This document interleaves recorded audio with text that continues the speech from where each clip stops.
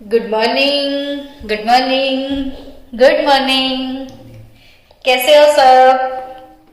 बढ़िया है। तो मुझे पता है हमारे स्टूडेंट्स हमेशा बढ़िया मूड में ही होते हैं, है ना। हमेशा बढ़िया रहते हो, हमेशा आप बढ़िया ही रहो और हमेशा से आपकी लाइफ एक एक्स्ट्रा ऑर्डिनरी लेवल पे चली जाए और जितने बच्चों ने बायो लिया है ना वो सब डॉक्टर बन जाए। ऐसे मॉर्निंग सेशन में आप सब लोगों को आशीर्वाद। और जितने बच्चों ने मैथ्स लिया है वो सारे इंजीनियर बन जाए कि केमिस्ट बन जाए।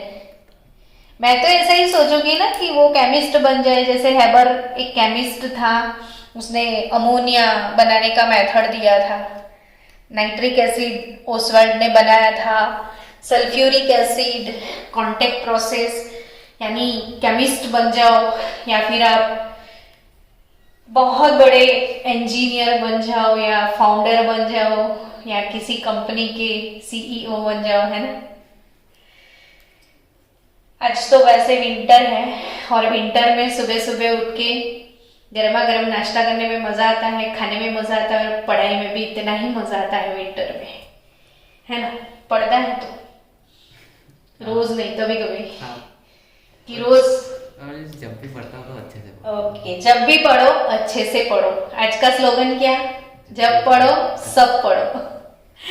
ठीक है, आज हम पढ़ने वाले हैं बच्चों सबसे पहले टॉपिक 10.1.7, यानी फाइनली हम पहुंच गए हैं एंडिंग ऑफ अल्कली मेटल, जिसमें आज हम पढ़ने वाले हैं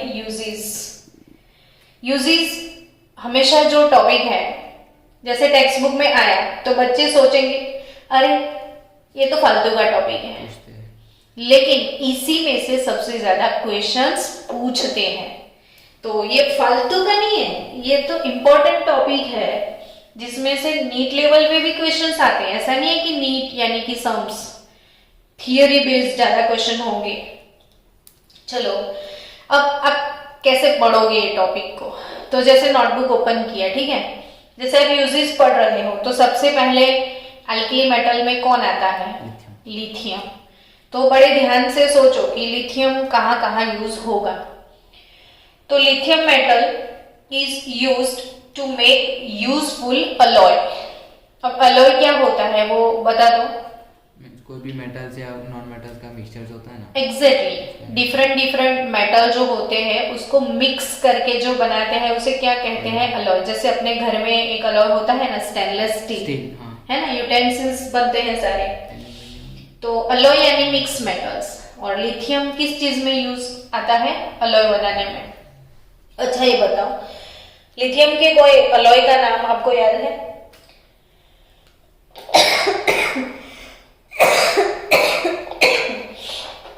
सॉरी, लिथियम की कोई अलॉय का नाम पता है? व्हाइट मेटल लिखा था अभी। ऐसे पढ़ रहा था ना, सीधा सीधा सीधा ऐसे सीधा सीधा पढ़ रहा था तो तूने क्या देखा था? व्हाइट मेटल ऐसे लिखा हुआ देखा था। वो नील के साथ है शायद। अच्छा, तो व्हाइट मेटल, लिथियम का कौन सा अलॉय बनता है जिसे बोलते हैं हम व्हाइट मेटल? वो किसके साथ पता है? लेड के साथ। पीबी, लेड मतलब पीबी प्लस Li। तो लेड के साथ उसका मेटल बनता है व्हाइट मेटल। और वो किस चीज में यूज आता है? मोटर इंजिन्स बनते हैं, उससे क्या बनते हैं? मोटर इंजिन्स बनते हैं।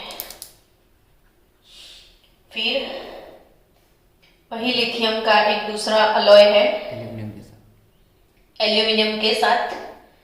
तो लिथियम और एल्यूमिनियम का जो मेटल है वो एयरक्राफ्ट के जो है ना पार्ट बनाने में यूज होते हैं। पार्ट्स ऑफ एयरक्राफ्ट, क्यों पता है? लाइट वेट होता है। यस, और स्ट्रॉन्ग भी होता है। Exactly, very nice. तेरे कंसेप्ट अच्छे हैं कि एयरक्राफ्ट के जो भी एयरक्राफ्ट के अंदर मेटल यूज होता है ना वो कैसा होना चाहिए? लाइट वेट होना चाहिए, लेकिन स्ट्रेंथ भी बहुत ज्यादा होनी चाहिए। तो यानी कि ये मेटल लाइट वेट होगा और स्ट्रेंथ बहुत ज्यादा होगी। रेसिंग कार्स देखा है ना, जो रेस लगाते हैं ना, वो कार नहीं होती उसमें भी है, लगता तो उसमें भी यही लगता है, क्योंकि वो भी वजन में हल्की होनी चाहिए, वेट उसका कम होना चाहिए, लेकिन स्ट्रेंथ होनी चाहिए। दूसरा, विथ मैग्नीशियम, लिथियम विथ कौन, मैग्नीशियम, यानी देखो कितने अच्छे से ये चीज पढ़ ली। वीक मैग्नीशियम कैसा होता है? वीक मैग्नीशियम, वीक मैग्नीशियम नहीं, lithium with aluminium, lithium with lead, और ये लिथियम विथ मैग्नीशियम, ये मैं बोल रही हूँ। अच्छा, विथ मैग्नीशियम। हाँ, तो वीक मैग्नीशियम मत सोच। तो अलॉय, लिथियम लेड का व्हाइट मेटल है, लिथियम एल्यूमिनियम से मोटर इंजन, ये व्हाइट मेटल मोटर इंजिन्स में यूज होते हैं, ये एयरक्राफ्ट में यूज होते हैं। और लिथियम मैग्नीशियम जिसे मैग्नीलियम बोलते हैं, नाम इसका क्या बनता है, मैग्नीलियम। तो ये जो मैग्नीलियम मेटल है टू मेक आर्मर प्लेट्स। क्या होती है आर्मर प्लेट्स, बोल?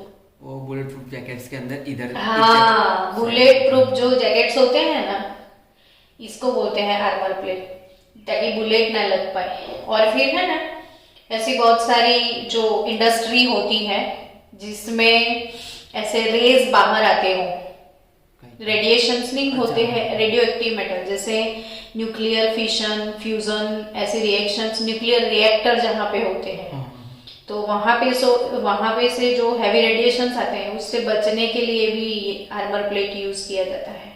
ये एब्जॉर्ब कर लेता है, एब्जॉर्ब कर लेता है। तो आर्मर प्लेट, और इट इज आर्मर प्लेट की बात की, it is used in thermonuclear reactions. है ना, मैंने बोला थर्मोन्यूक्लियर रिएक्शंस में रेडिएशन को एब्जॉर्ब करने के लिए भी ये यूज होता है। तो अल्टीमेटली लिथियम के बारे में आपने समझ लिया। अब नेक्स्ट बात किया जाए तो उसके बाद है सोडियम। कौन? सोडियम। सोडियम के तो वीडियो देखे ना बड़े अच्छे अच्छे आपने। सोडियम से तो सॉल्ट बनता है नहीं, और बिना सॉल्ट से तो चले ही ना लाइफ ही किसी का। Sodium is use to make sodium lead alloy. Sodium भी अलॉय बनाने में काम में आता है, और सोडियम लेड अलॉय है वो एक बहुत अच्छा सा कंपाउंड बनाने में काम में आते हैं। PbEt4 पहली बार सुना होगा आपने ये, लेकिन ये क्वेश्चन है ना आपको नीट के पेपर में मिलेगा, जी में भी मिलेगा, देखना तुम 39 ईयर का जी मेन का नीट का, क्योंकि ये शायद आपने 10th में पढ़ा है। ये क्या है मैं समझाऊं आपको। आपको इथेन के बारे में पता है ना, इथेन का फॉर्मूला पता है कि CH3 इथेन होता है ना, और इथेन से एक हाइड्रोजन का सब्स्टिट्यूशन हो जाए ऐसे, तो वो हो जाएगा CH3CH2। तो इथेन से जो ग्रुप मिलेगा ना, उसे हम बोलते हैं इथाइल। क्या बोलते हैं? इथाइल। और इथाइल को उसके स्पेलिंग के हिसाब से शॉर्टकट में ET बोलते हैं। तो ये PbEt4 आया समझ में, यानी फोर का मतलब होगा टेट्रा, 4 का मतलब होगा टेट्रा, ET का मतलब है इथाइल, और PB का मतलब है लेड, तो ये है टेट्रा इथाइल लेड। और इंडस्ट्री में उसका लाडला नाम है tetra for T, ethyl for E, और लेड फॉर L। ये टेल है, टेल नहीं है, क्या है? टेल। ये टेल क्या है तो मैं आपको समझा दूं पहले इसके बारे में कि अभी अभी गवर्नमेंट ने अनाउंस किया है एक चीज कि अब जो पेट्रोल आएगा ना, वो उसका ऑक्टेन नंबर 100 होगा, यानी हाई ऑक्टेन नंबर वाला फ्यूल आपको मिलेगा। तो वो ऑक्टेन नंबर क्या होता है कि ऑक्टेन, जैसे वो ऑक्टेन नंबर पूरा टॉपिक अभी 1 आवर में जाएगा, तो हम जस्ट ऐसा एक्सप्लेन समझे कि जिसका ऑक्टेन नंबर अच्छा है वो फ्यूल अच्छा है। अब जो फ्यूल अच्छा है, पेट्रोल अच्छा है, तो आपके ऑटोमोबाइल के जो इंजन है वो फ्यूल को इजीली ब्रेक कर देंगे, जल्दी से उसका कंबशन हो जाएगा, और फिर वो इंजन से आवाज नहीं आएगी, बिल्कुल स्मूथ चलेगा इंजन। जैसे आप नई नई कार खरीद के लाए हैं, छोड़ो नया स्कूटी भी खरीद के लाए हैं, तो जैसे आप खरीद के लाए हैं नया और बैठ के घर आओ तो गाड़ी का जो फायरिंग है ना वो इतना स्मूथ होगा, पता ही नहीं चलेगा कि गाड़ी चालू है या बंद है। लेकिन अपना गाड़ी खटारा हो चुका है, यानी पुराना हो चुका है, और वही कार को लेके या गाड़ी को लेके आप ब्रिज चढ़ोगे तो क्या आवाज आएगी, ढो ढो ढो ढो ढो ढो, मतलब पूरा नॉकिंग होगा इंजन में। क्यों? तो इंजन खराब हो चुका है, तो वो फ्यूल को वो इजीली ब्रेक नहीं कर पाता है, इसीलिए बहुत आवाज करती है, आवाज होता है इंजन में। तो पेट्रोल के साथ आपको याद होगा पहले जब बाइक में पेट्रोल डालते थे ना तो एक पाउच देते थे वो लोग, है ना, और वो पाउच कट करके अंदर डालते थे, वो तेल होता था टेट्रा इथाइल लेड। और पेट्रोल के साथ फ्यूल के साथ ये डाल दो तो उसकी जो एफिशिएंसी है ऑक्टेन नंबर वो बढ़ जाता है, और इसकी वजह से वो इंजन में नॉकिंग नहीं होता है। क्या नहीं होता है? नॉकिंग। तो इसलिए ये एंटी नॉक एडिटिव है। क्या है ये? Anti knock additive, anti knock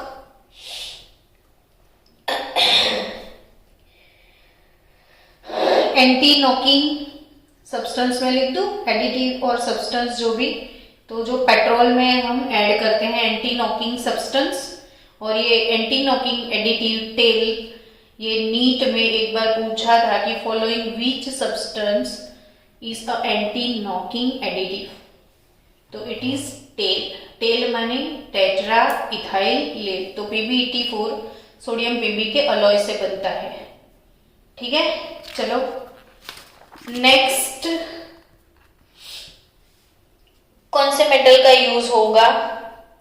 तो द ऑर्गेनोलेड कंपाउंड वेल, वो तो हो गया। नाउअडेज अपने जो व्हीकल्स है वो लेड फ्री पेट्रोल यूज करते हैं। अब पता है अब नहीं वो डालते हैं पाउच, अब तो डायरेक्टली साथ में ही आ जाता है एंटी नॉकिंग, पर वो लेड वाला नहीं होता है, दूसरा होता है।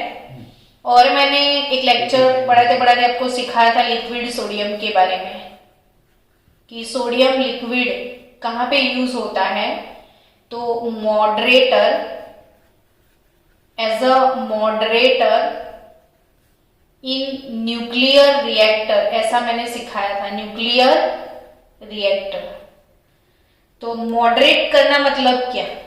यानी थोड़ा कंट्रोल में रखना, न्यूक्लियर रिएक्टर। हाँ, अब सपोज ये समझ ले कि न्यूक्लियर रिएक्टर है, तो न्यूक्लियर रिएक्टर में यूरेनियम के न्यूक्लियस को तोड़ा जाता है, तो यूरेनियम के ऊपर हैवी न्यूट्रॉन का बॉम्बार्डमेंट होता है, तब यूरेनियम का न्यूक्लियस टूट जाता है। फिर उसके अंदर से और 3 न्यूट्रॉन बाहर आते हैं जो कि बहुत ज्यादा एनर्जेटिक होते हैं, तो और भी वो 3 एटम को तोड़ देंगे, तो फिर 1 के 3 पैदा हुए तो 3 के 9 पैदा होंगे न्यूट्रॉन, ऐसे 9 लोग और 9 को तोड़ लेंगे तो फिर 27 हो जाएंगे, तो ऐसे बहुत सारे न्यूट्रॉन आ जाएंगे। यानी ये इतना गर्म हो जाएगा कि वो फट जाएगा, जिसे हम एटम बॉम्ब बोलते हैं। क्या बोलते हैं? Atom bomb. यानी एटम बॉम्ब में बहुत ज्यादा एनर्जी है जो लोगों को मारने में हम यूज करते हैं। अब यही एनर्जी को हम पॉजिटिवली यूज करें कि लोगों को मारने की बजाय उसके अंदर जो ताकत है वो हम दूसरे काम में लगा ले, तो हमारा कितने सारे काम आसान हो जाए। तो वही एटम बॉम्ब को कंट्रोल करते हुए न्यूक्लियर रिएक्टर बनता है। अब तब उसकी जो हीट है उसे कंट्रोल करने के लिए उसके आजू बाजू, पूरे रिएक्टर के आजू बाजू लिक्विड सोडियम डाल दिया जाता है, क्योंकि ये जो लिक्विड सोडियम है ना उसकी हीट एब्जॉर्ब करने की कैपेसिटी बहुत अच्छी है। तो रिएक्टर से जो भी एक्सेस हीट होता है वो क्या, हाँ, और उसके आजू बाजू में अपने तो 2 यूज इधर हो जाएंगे। हैवी वाटर जो है ना D2O को भरा जाता है, heavy water D2O deuterium hydrogen का आइसोटॉप है। तो ये 1H2 होता है, इसका वेट ज्यादा होता है ना, तो इसे क्या बोलते हैं हम? Heavy water. आगे की वीडियो देख के आ तो ये हैवी वाटर और liquid sodium both are used as a moderator in nuclear reactor. Done. ये भी एमसीक्यू बनेंगे, छोटे छोटे क्यूट एमसीक्यू। कोई चीज फालतू की नहीं। हमारे पास बोलने का टाइम ही नहीं है। हम जो चीजें बोल रहे हैं बच्चों, वो सारा फोकस हमारा कॉम्पिटिटिव्स पे है। तो आप हर एक चीज को याद रखो, हर एक चीज को। अब ये मॉडरेटर, न्यूक्लियर रिएक्टर, सब चीजें समझ में आ गई। हीट को एब्जॉर्ब करने के लिए लिक्विड सोडियम, और उसके बाहर क्या होता है, हैवी वाटर, जो कि हीट को एब्जॉर्ब कर जाते हैं। ठीक है, चलो आगे बढ़े। पोटेशियम, पोटेशियम की बात करें तो potassium has a vital role in biological system. Biology वाले बच्चों को पता होगा, सोडियम पोटेशियम पंप होता है हमारी बॉडी में। कौन सा पंप होता है? आपके घर पे पानी निकालने के लिए पंप होता है ना, तो वो पंप यूज करो तो पानी निकले। वैसे हमारी बॉडी में कौन सा पंप होता है? सोडियम पोटेशियम पंप होता है। तो कभी हम सोडियम पोटेशियम पंप के बारे में भी पढ़ेंगे। लेकिन बॉडी के अंदर हमारी जो बायोलॉजिकल सिस्टम है, इसमें सोडियम और पोटेशियम का बड़ा इंपॉर्टेंस है। जैसे ये सेल होते हैं ना, तो सेल के अंदर इनका कंसंट्रेशन और सेल के बाहर इनका कंसंट्रेशन अलग अलग होता है। कंसंट्रेशन मतलब समझ रहा है, प्रपोर्शन है ना। तो अंदर अलग, बाहर अलग। तो बाहर के जो कंसंट्रेशन डाउन हो तो अंदर की ओवर हो जाए, और अंदर की डाउन हो जाए तो बाहर की ओवर। तो ऐसे कंसंट्रेशन ऊपर नीचे चलता रहता है, समझा? और ये पंप बन गया। तो कभी समझेंगे हम सोडियम पोटेशियम पंप क्या है वो डिटेल में।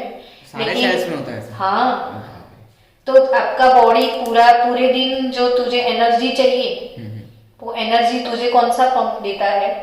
Sodium potassium pump.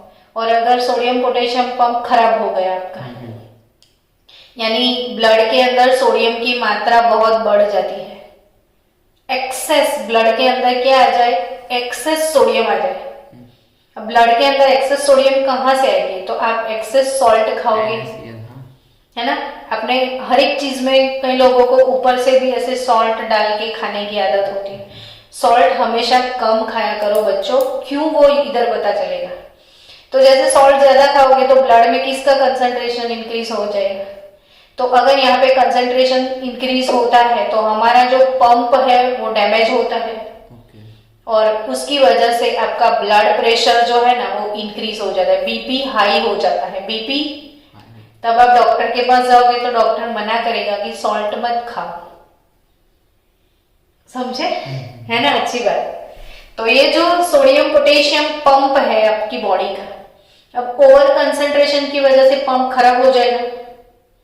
जैसे ही पंप खराब होता है तो आपको एनर्जी नहीं मिलेगी, और आपको एनर्जी नहीं मिलेगी तो आपको चक्कर आ जाएगा, आप गिर जाओगे पूरे। आप सोते रहोगे ना, सोते रहोगे, कुछ भी काम नहीं करोगे, सोते रहोगे तो भी आपकी बॉडी में ब्रीदिंग, डाइजेशन, है ना, बहुत सारे फंक्शन तो चालू ही होते हैं ना, सर्कुलेशन, वो सब चालू रहता है। तो उसके लिए एनर्जी तो चाहिए। तो आप सोते रहोगे तो भी बॉडी क्या कंज्यूम करेगा? एनर्जी। और वो एनर्जी प्रोड्यूस कौन करके देता है आप लोग को? Sodium potassium pump. तो कहीं पंप खराब हो गया तो आपकी एनर्जी नहीं मिलेगी, तो आपको चक्कर आ जाएंगे, आप गिर जाओगे, तब बीपी लो हो जाता है। अच्छा। तो कंसंट्रेशन डाउन हो तो बीपी लो हो जाए, कंसंट्रेशन हाई हो जाए तो बीपी हाई हो जाए। इसलिए होता है। तो ये इसलिए ये सोडियम पोटेशियम की कमाल है दोनों की। छोटे डॉक्टर है तो। पोटेशियम क्लोराइड, चलो पोटेशियम की बात करें तो मैं पोटेशियम क्लोराइड की बात करूं। और potassium chloride is used as a fertiliser. Fertiliser क्या होता है? खातर होता है। वो खातर कहाँ डालते हैं हम लोग? प्लांट में डालते हैं ना, फार्मर्स लोग यूज करते हैं इस फर्टिलाइजर को प्लांट के न्यूट्रिशन के लिए। और पोटेशियम हाइड्रोक्साइड, कौन सा कंपाउंड? पोटेशियम का दूसरा, potassium hydroxide is known as caustic potash. इसे क्या बोला जाता है? Caustic potash. देखो एक चीज फिर से याद कर लेना, आपकी काम की चीज है। हाँ, NaOH है ना, कॉस्टिक सोडा। कॉस्टिक सोडा, क्या बोलते हैं इसे? Caustic soda. Caustic potash. और ये है कॉस्टिक पोटाश, ठीक है। तो एक कॉस्टिक सोडा, कॉस्टिक पोटाश और ये KOH is used in manufacture of soft shop. नहाने का जो साबुन है, लक्स, लिरिल, जो भी, वो सारे साबुन KOH से बनते हैं, क्योंकि ये पोटेशियम होता है ना, वो स्किन को सॉफ्ट बनाता है। सोडियम से अच्छा होता है पोटेशियम वाला साबुन, यानी साबुन मेकिंग जो है, सोप मेकिंग, नहाने का साबुन, वो कौन से मेटल से बनता है? मतलब KOH डालते हैं उसमें, कॉस्टिक पोटाश डालते हैं, ताकि जो पोटेशियम का प्रॉपर्टी है स्किन को सॉफ्ट करने का, यानी सॉफ्ट सोप जो है वो KOH से बनते हैं। और it is also used as excellent absorbent of carbon dioxide. ये क्वेश्चन नीट में था बच्चों, कि कोई जगह पे एक्सेस CO2 होता है, तो ये CO2 को रिमूव करना है आपको। कोई जगह पे क्या प्रोड्यूस होता है? CO2 इंडस्ट्री में। अब उनमें से आपको क्या रिमूव करना है? CO2। तो आपको ऐसा सब्सटेंस चाहिए ना जो CO2 को एब्जॉर्ब कर जाए। तो CO2 को एब्जॉर्ब करने के लिए जनरली क्या यूज किया जाता है? KOH। ये क्वेश्चन नीट में था। किस फॉर्म में KOH?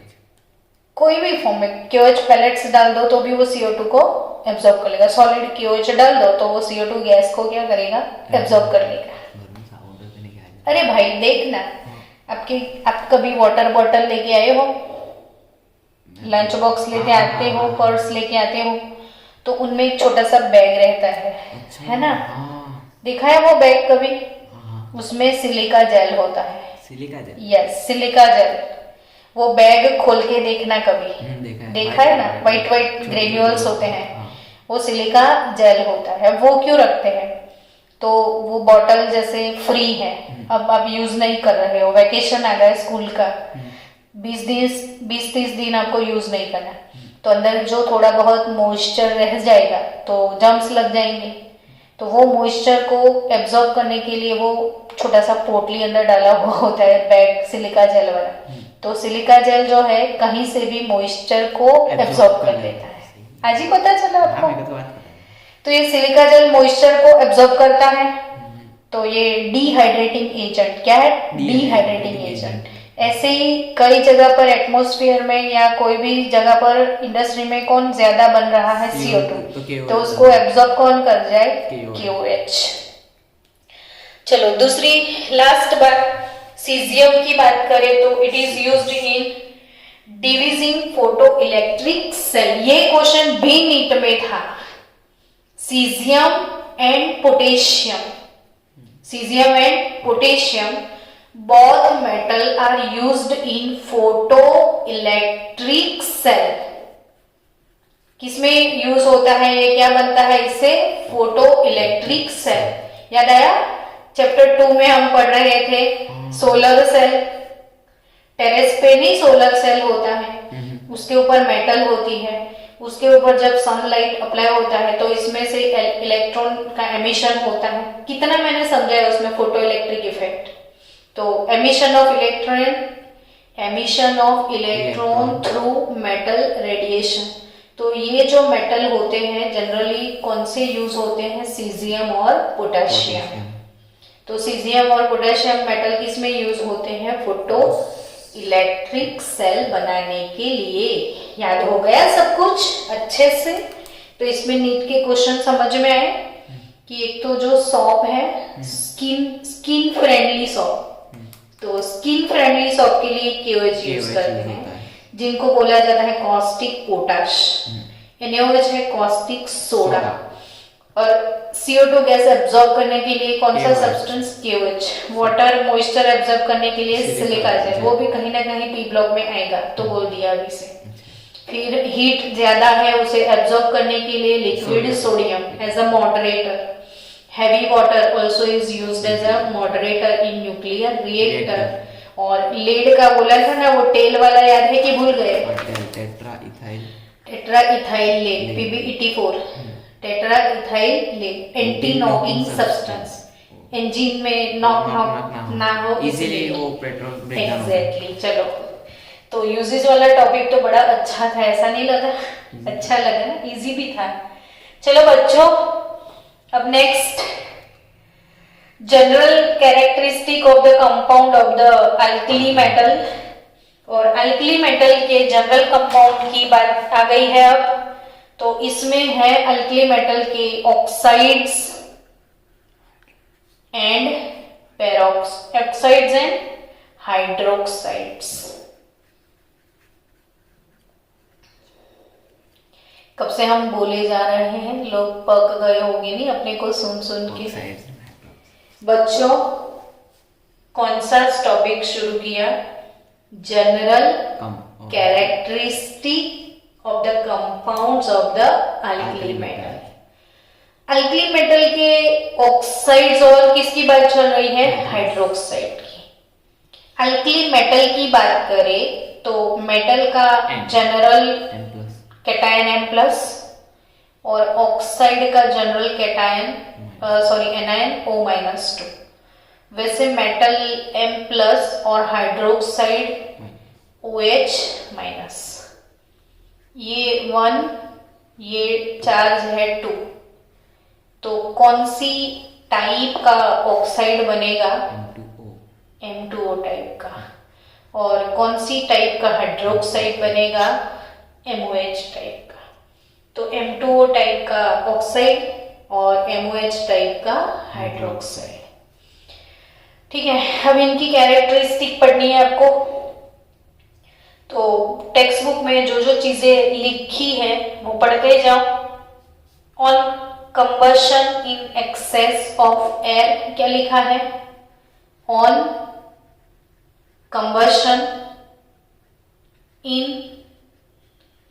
एक्सेस ऑफ एयर, यानी अल्कली मेटल का कंबशन हवा में करेंगे, एयर में करेंगे। तो आपको एक चीज पता है ना, एयर में ऑक्सीजन होता है और नाइट्रोजन होता है। तो लिथियम क्या प्रोड्यूस करेगी? लिथियम ऑक्सीजन में Li2O लिथियम ऑक्साइड प्रोड्यूस करेगी, और लिथियम नाइट्रोजन के साथ नाइट्राइट भी प्रोड्यूस करती है। ये चीज हम सीख चुके हैं, आपका रिवीजन हो जाए इसलिए मैंने लिख दिया। तो on combustion in excess of air, lithium forms mainly the oxides Li2O। lithium form mainly the oxide कौन सा? Li2O and plus some amount of peroxide। Combustion के टाइम, हाँ, कंबशन के टाइम थोड़ा सा अमाउंट किस चीज का होगा? पेरोक्साइड का होगा। वही सोडियम की बात करें तो सोडियम क्या बनाएगा? बोल, सोडियम। तो सोडियम मैक्सिमम अमाउंट में क्या बनाएगा? ऑक्साइड थोड़ा सा और पेरोक्साइड मैक्सिमम। हाँ, ओके, साइज Na2O2 पेरोक्साइड बनेगा, और some amount of super oxide बनेगा Na O2, थोड़ा सा स्लाइटली। जैसे जैसे आगे बढ़ोगे ना तो ऑक्साइड से पेरोक्साइड में जाओगे, पेरोक्साइड से सुपर ऑक्साइड में चले जाओगे, और जो सबसे बड़े साइज वाले हैं ना वो क्या बनाएंगे? Super oxide. तो सोडियम ऑक्साइड बनेगा थोड़ा सा, ज्यादा अमाउंट में क्या बनेगा? पेरोक्साइड, और बहुत कम अमाउंट में क्या बनेगा? बहुत बहुत रेयर। ठीक है। एंड वाइल पोटेशियम की बात की जाए तो एग्जैक्टली पोटेशियम तो उसको पसंद कौन आएगा? पेरोक्साइड तो बनेगा इसका, लेकिन एक्सेस अमाउंट में वो क्या बनेगा? Super oxide. M+O2 gives MO2, ये तो मैंने वैसे भी सिखाया था, सुपर ऑक्साइड्स। और M इसमें कौन? तो बड़े वाले पोटेशियम, रुबिडियम और सीजियम। चलो अब बात करते हैं under appropriate condition pure compound oxide होंगे तो M2O, पेरोक्साइड होंगे तो M2O2, और सुपर ऑक्साइड होंगे तो MO2 में बी प्रिपेयर्ड, यानी ये तीनों टाइप के बन सकते हैं कंपाउंड इसके बन सकते हैं, किसके? अल्कली मेटल्स प्योर स्टेट में, और वो भी प्योर स्टेट में।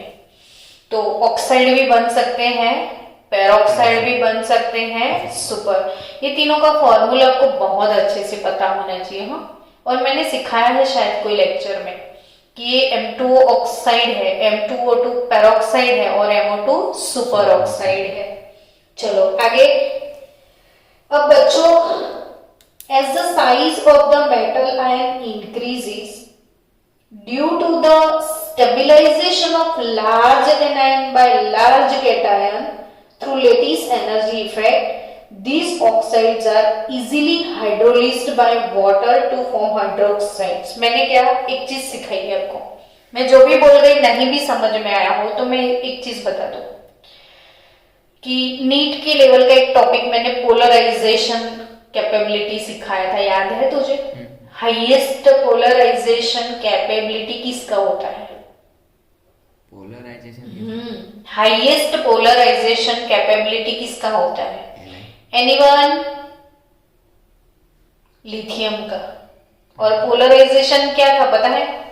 कि एक बड़ा सा जो इलेक्ट्रॉन क्लाउड था और लिथियम छोटा सा मेटल है, तो कैटायन का साइज जितना छोटा होता है ना, इतना वो ये वाले क्लाउड को ऐसे पोलराइज कर दिया था और कोवेलेंट कैरेक्टर इसमें आ गया था, याद आया? तो लिथियम की पोलराइजेशन कैपेबिलिटी बहुत ज्यादा है क्योंकि वो साइज में छोटा है। लेकिन ये तीनों साइज में कैसे हैं? बड़े।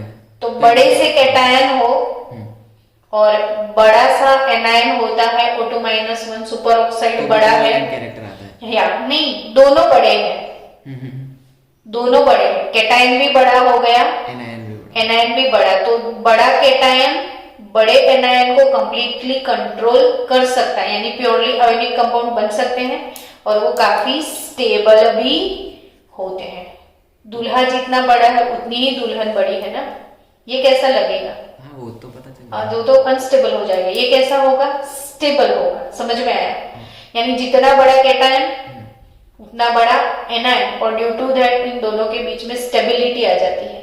तो याद रखना बच्चों कि जितना साइज बड़ा होता है उतना ही उसका जो सुपर ऑक्साइड है वो स्टेबल होता है। यानी सबसे ज्यादा स्टेबल सुपर ऑक्साइड किसका होगा? सीजियम का। पर आपने बताया था जिसका कैटायन सबसे छोटा होता है तो उसकी कैरेक्टर ज्यादा होती है, मतलब उसकी वो तो कोवेलेंट कैरेक्टर के बारे में बताया था, स्टेबिलिटी के बारे में। स्टेबिलिटी में तो जो दोनों का साइज इक्वल होना चाहिए। हाँ, चलो हो गया इतना। अब इम्पोर्टेंट बात कि जितने भी हाइड्रोक्साइड्स है अपनी अल्कली ग्रुप के, उनका इजीली हाइड्रोलिसिस हो जाता है। ये अपने अल्कली ग्रुप के ऑक्साइड है M2O। वाटर का फॉर्मूला बता। H2O। ऑक्साइड वाटर के साथ हाइड्रोलिसिस होता है। Addition of water is nothing but hydrolysis. तो ये मेटल ऑक्साइड को अगर पानी में आप डिसॉल्व करोगे, ये पानी के साथ हाइड्रोलिस होता है तो प्रोड्यूस क्या होता है? M2O प्लस H2O से MOH बनेगा, मेटल हाइड्रोक्साइड। क्या बनेगा? Metal hydroxide. अगर मैंने पेरोक्साइड को पानी में डाल दिया, M2O2 प्लस H2O। ध्यान रखना बच्चों, पूरा नीट का टॉपिक है, नीट जी कॉम्पिटिटिव। जागो ग्राहक जागो। ये ऑक्साइड पानी में डाला, अब मैं क्या डालूंगी? पेरोक्साइड। तो क्या आएगा? क्यूरियोसिटी हुई ना थोड़ी, है ना? आई नहीं क्यूरियोसिटी? तो क्या इसमें MOH नहीं बनेगा? तो बनेगा ना, पर और भी कुछ हाथ में आएगा। तो वो क्या हाथ में आएगा? तो जब भी इनके पेरोक्साइड, मेटल के पेरोक्साइड पानी के साथ हाइड्रोलिस होंगे तो मेटल हाइड्रोक्साइड तो आएगा ही आएगा, लेकिन साथ में हाइड्रोजन पेरोक्साइड भी मिलेगा। तो ये एक नीट का क्वेश्चन बन जाएगा ना।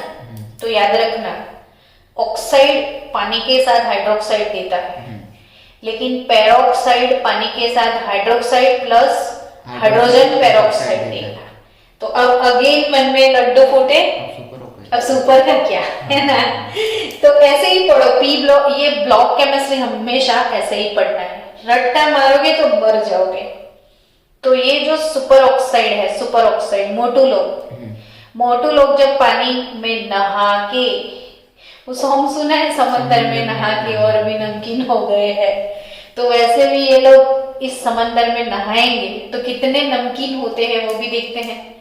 तो इनके MOH तो बनेंगे ही बनेंगे, लेकिन वो एक्सेस H2O2 भी देंगे। और तीसरा क्या नया होगा इसमें, सुपर ऑक्साइड, इसमें कुछ नहीं था, इसमें कुछ है, एक चीज ऐड हुई तो इसमें और एक चीज ऐड हो जाएगा, ऑक्सीजन। तो याद हो जाएगा ना आपको। तो ये जो सुपर ऑक्साइड है वो समंदर में नहा के बहुत ज्यादा नमकीन हो गैस भी निकालते हैं, कौन सा गैस निकालते हैं, ऑक्सीजन गैस निकालते हैं। तो ये चीज, ये इक्वेशन पे फोकस करना है, ठीक है। चलो बच्चों, अब बच्चों आपको ऑक्साइड एंड पेरोक्साइड कैसे कलर के होते हैं, ये ऑक्साइड और पेरोक्साइड कैसे होते हैं, तो दे आर कलरलेस। यस, हाँ वो तो एकदम, ये डायलॉग पक्के से मुझे याद रह गया कि मैं मीटिंग में लैंड इन ओनली 3 मिनट देख लेते हैं। पर आप लोग ये चीजें समझ रहे हो वो तो बताओ, कुछ रिस्पॉन्स चाहिए बच्चों, समझ में आ रहा है?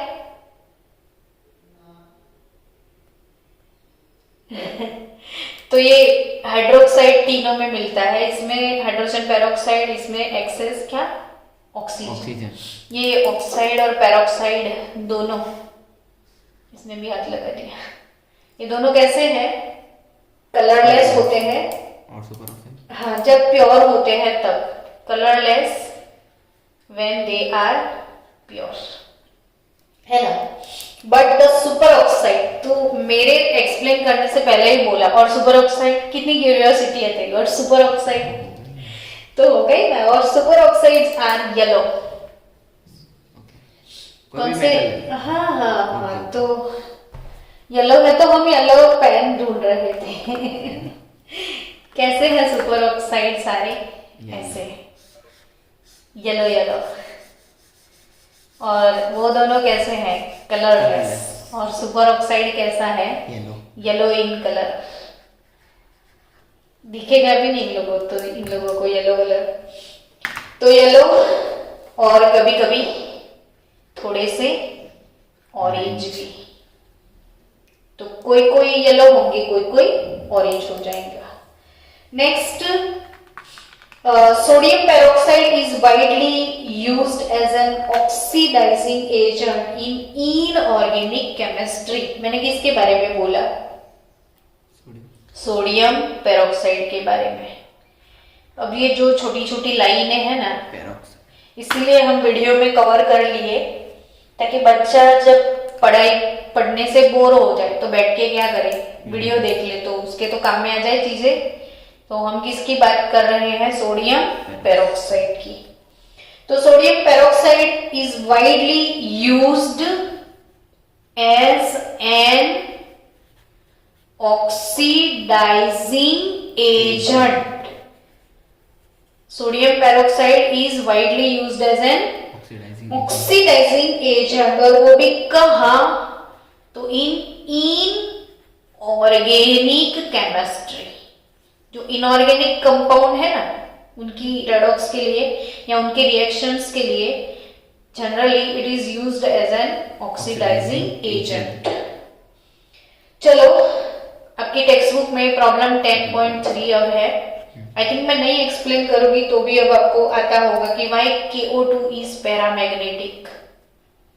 वो सुपर ऑक्साइड ज्यादा मात्रा में, एग्जैक्टली नहीं, KO2 तो K+1 और O2 माइनस, तो इसमें अनपेयर्ड इलेक्ट्रॉन ज्यादा होता है।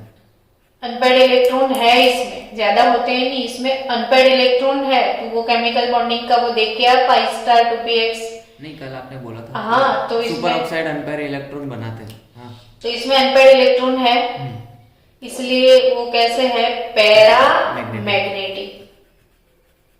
यूपी उत्तर प्रदेश, अब तो पक्के से याद होगा। हाँ। UP, U means unpair, P means, तो जिनके पास अनपेड इलेक्ट्रॉन है वो मैग्नेट को अट्रैक्ट करते हैं। जिनके पास अनपेड इलेक्ट्रॉन है वो मैग्नेट को अट्रैक्ट करते हैं। और बच्चों, ये O2-1 का केमिकल बॉन्डिंग चैप्टर में मैंने मॉलिक्यूलर ऑर्बिटल डायग्राम सिखाया था। क्या सिखाया था?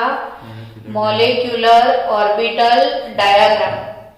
इसमें लास्ट में पाई स्टार 2px बंद हो गया, तो चालू कर दे।